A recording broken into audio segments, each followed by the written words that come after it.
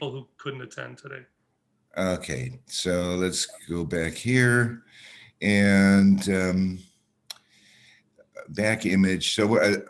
So for those of you who haven't seen what a petition looks like, it's an 8.5 by 14-inch piece of paper, double-sided. This happens to be the front side of it. On the front is some identifying information about you. I believe this is the front monthly. Yes, Tony, this is the front, right? Okay.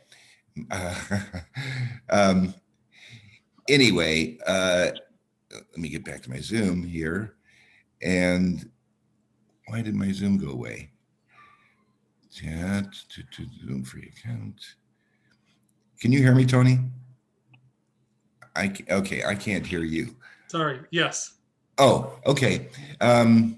So anyway, this is the back of the image, or is this the front? Sorry, that's the front. It is the front. Okay. So so anyway, that just gives you an idea of what the document looks like. You'll need to put your name to it, print it legibly. You're going to need to sign it eventually when you're done, and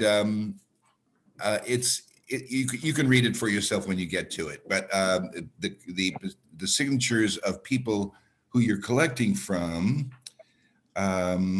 Let me see if I can get that back page up also. Just bear with me 1 second. Schedule return to meeting. So our name goes at the top and Tony's goes down 2/3 of the way down.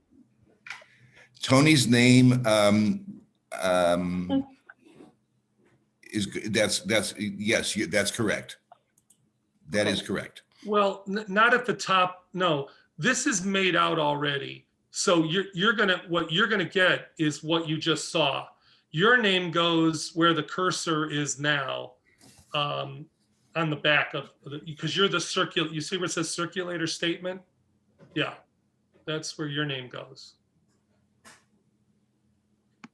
All these other blank lines are where you're going to get signatures of people who are signing. So yeah. So I'll return to meeting. I have to do this. A new share. Do all the columns need to be filled out? Yes. Okay. No? No, they may not know their precinct. Say that again? They may not know their precinct. It doesn't ask their precinct.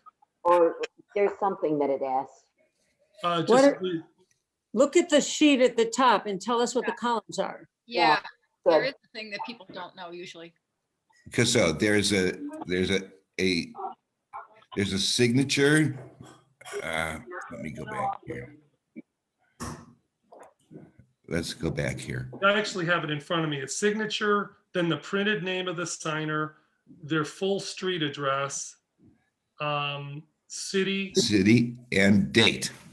And the date. Yeah. That's all that you're getting from petition from the public. So, any questions about that, by the way? Okay. Yes, I have a question. Sure. Front side is going to be pre-filled out with all the Tony information. Correct. And the people collecting the signature are only signing the back bottom third as the agent collecting signatures, correct? Yes. Thank you. Will it say Tony Kuda for mayor as opposed to Tony Kuda for city council, what I'm looking at? No, it says why? No, it says Tony Kuda for city council. Why is that?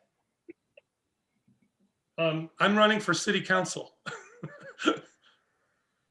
I'm confused. You are running for mayor, right? No, for city council. I tried to call you for a few weeks. I guess we didn't get a chance to catch up. Okay. I hope you're not disappointed.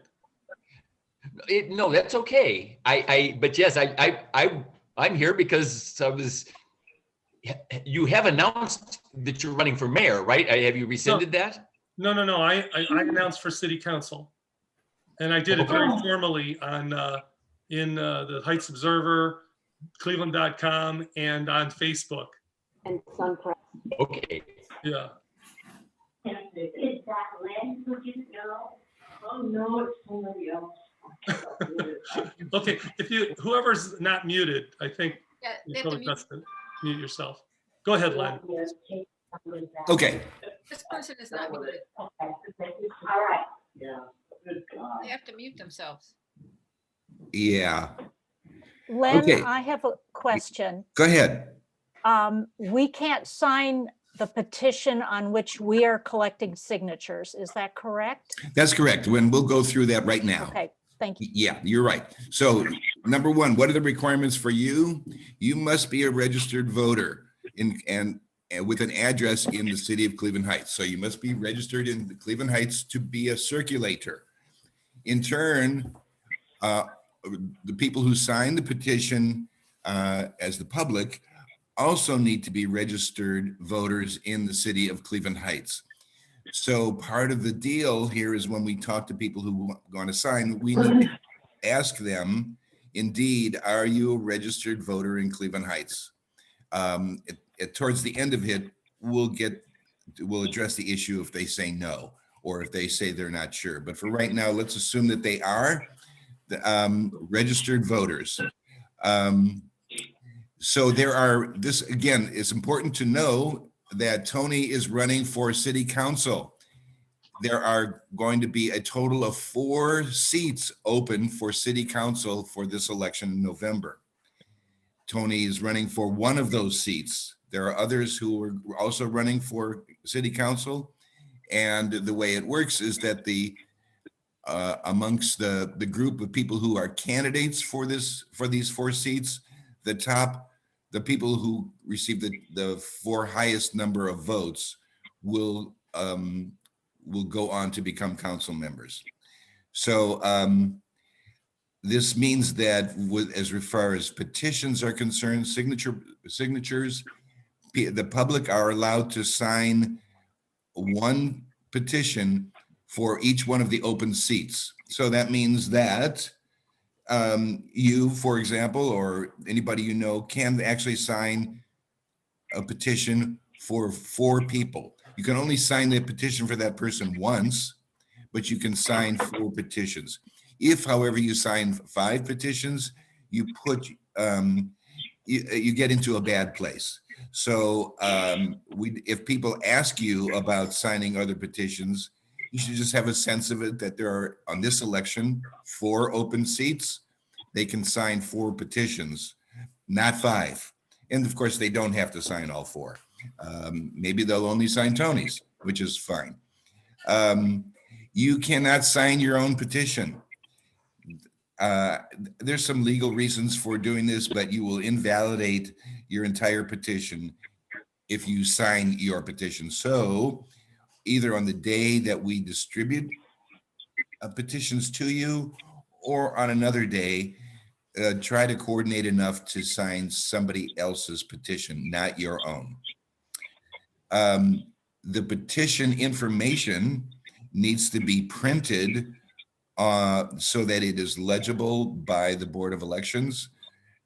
Only the signature portion is written or cursive. Legibility is a big deal here.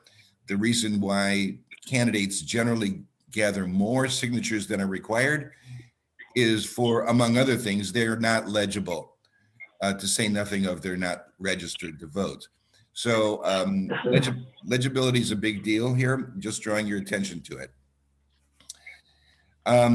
Husband and wives cannot sign for each other on petitions. Signatures are matched one-on-one. So I doubt that that'll come up, but it does come up from time to time.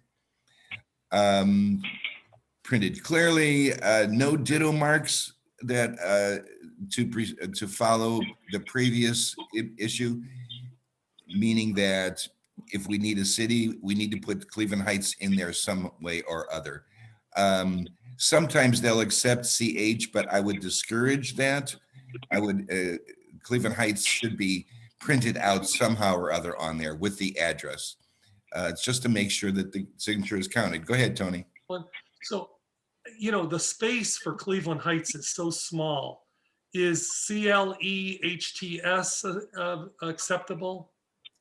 I cannot speak for the Board of Elections. I would say that it needs to be unambiguous. So the more you can put in there, the better. But I agree And with you. excuse me, number 8 above says for city, they can write Cleve Heights. Yes, that's correct. Tony included that there. So I'm not speaking for the Board of Elections here. But that's pretty, that's, I'm not speaking for them. Okay. It's probably okay. Yeah. But I would just make sure that it's unambiguous. That's the point. Legible and unambiguous. The date has to be the real date. If all of a sudden signatures appear with dates that are out of sequence, it's going to raise questions. So Can you pause? I have a question for a minute. A chat question was a good one, asking if we could fill in Cleveland Heights prior to getting the signatures. No. when I've asked the Board of Elections about that, they say no. Okay, that was someone's question, so. Yeah, so, Okay, yeah. thank you. Black or blue pens only, no pencils, no crayons. Some of this stuff is obvious, but we think it's important to just put it down. If there is a mistake made, it's okay to cross it out. And a mistake could be either an accidental mistake, or after you review it, you cannot read it. And if you cannot read it, nobody else can read it either. So if we want this to count for Tony, it's got to be legible, and it's got to be accurate. So crossing something out is okay. We will not, of course, include that line in the count of signatures, but it's okay to simply draw a line through it, through the entire row. As a circulator, you can, if asked, fill in the information on behalf of the signer, but you cannot fill in their signature. That they must do. In the event that somebody has questions about things beyond your knowledge, feel free to direct them or that question to me or Tony. Do not contact the Board of Elections. Do not contact the City of Cleveland Heights. It's not their job. Contact me. Yes, Mary. So what you're saying is if somebody for some reason has terrible writing or they don't want to fill it in, you can fill in the whole thing except the signature. And that is different than filling in Cleveland Heights on a whole lot of lines. You may fill out all the printed information. Right. You may not do anything in the signature box. Right. But you had said earlier, don't put Cleveland Heights, don't pre-fill out Cleveland Heights. In other words, the Board of Elections sees that this person has terrible writing or something, and so you filled it out for them and they signed it. That's different than if all the Cleveland Heights. That's right. That's Okay. right. That's right. And by the way, and just for clarity, when we've asked questions from the Board of Elections and we get an answer yes or no, we don't always get a full explanation about why. So Yeah. I'm just giving you what they've told us. Got it. Yeah. Okay, so at the end of your efforts, which will be modest compared to 2 years ago when we did CEM, you as the circulator will sign the petition in the designated spot to attest that everything on there is accurate and that you have fully witnessed all these activities. Again, that signature is important, and the address information included there also has to be legible. And so I just draw your attention to legibility is a big deal here.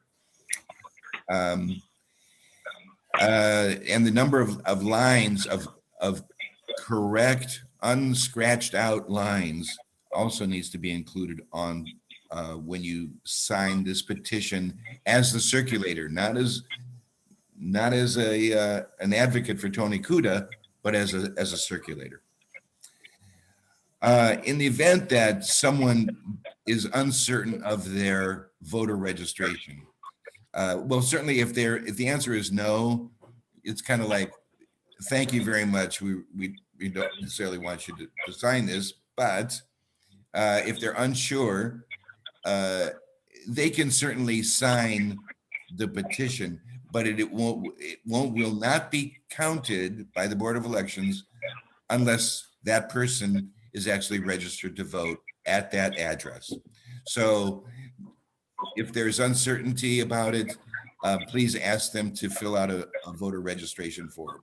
Yes, Tony. Yeah, and I will give registration forms to all the people that are going to be passing out the petitions to you, so that, and if you want them, just ask for them, because we will have voter registration forms. Yeah. You certainly don't have to do it, but if you want to do it, we'd like you to do it. Yeah, yeah.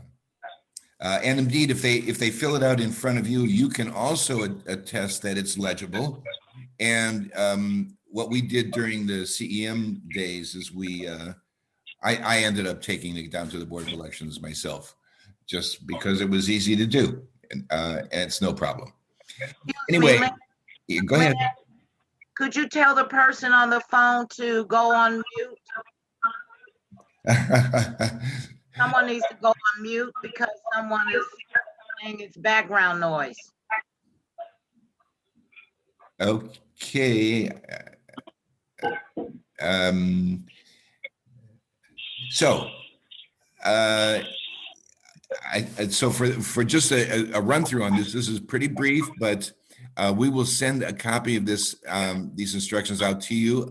A lot of this is just common sense, but I do want to just open this up for now. Are there any questions about what we've talked about so far? I like that. I like that. Oh, I've got a request. This is Yes. Penny. Yes. I'm hoping that we petition circulators could have just a few points to carry with us when people ask who you are, Oh, to yeah. say what you want to achieve when you're on council. You know, Three, I four, can put that something together. like that. Sorry? I said I will put that together for Yeah, that you, was good. and I'll email it to all of you. Also, there's going to be a business card sized campaign card that you can hand people that have my website, my email address. Actually, that's my phone number on it as well. So people can contact me personally, and those cards will be given to you when you pick up your petition. Thank you, Tony.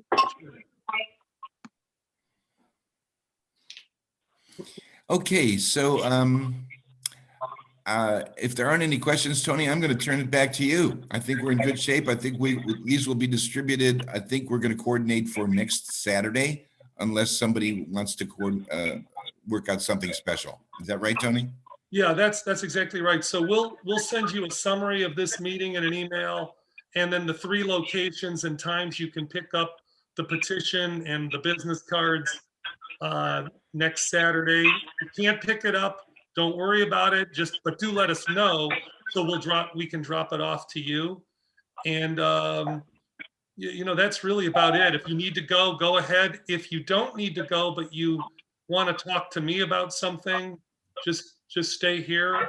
I again really appreciate you being here this morning. I know this took a little longer. Everything takes longer than you think. Tony, I have a question. Sure, Helen. You've told us how to pick up the petitions. I just got interrupted with a call, so maybe you said this, but No, I actually turn didn't. them back in, and when? Yeah, so a week from today, Saturday, the 20th, we're going to have 3 locations for you to pick up the petitions and a time frame. And we're going to, you know, I want you to get the signatures at your leisure, you know, when it's good for you.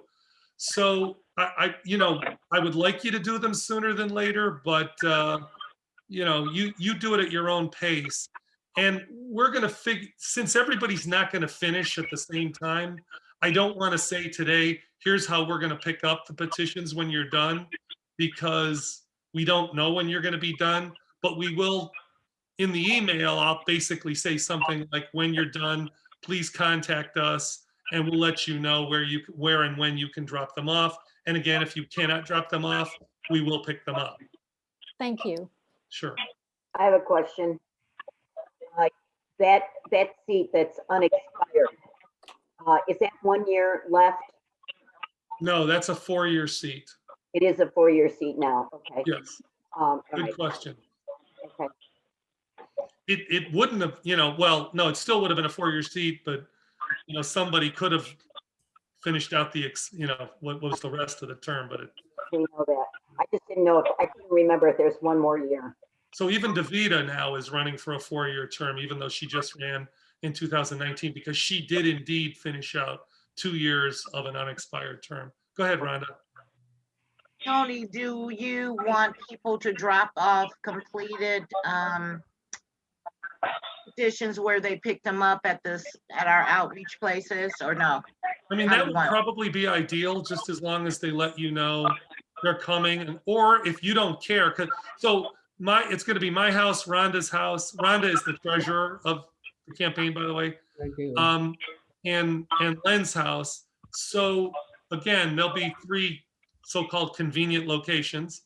Yeah, I think that would be the ideal thing, is to drop them off where you pick them up. But again, if you can, for whatever reason, cannot drop them off, but you're done, just email me and I'll come and pick them up. Any other questions? Okay, everybody, thank you so much for, doing this. We really appreciate it. Len, you can shut off the record now. And Okay. we'll certainly let the people know who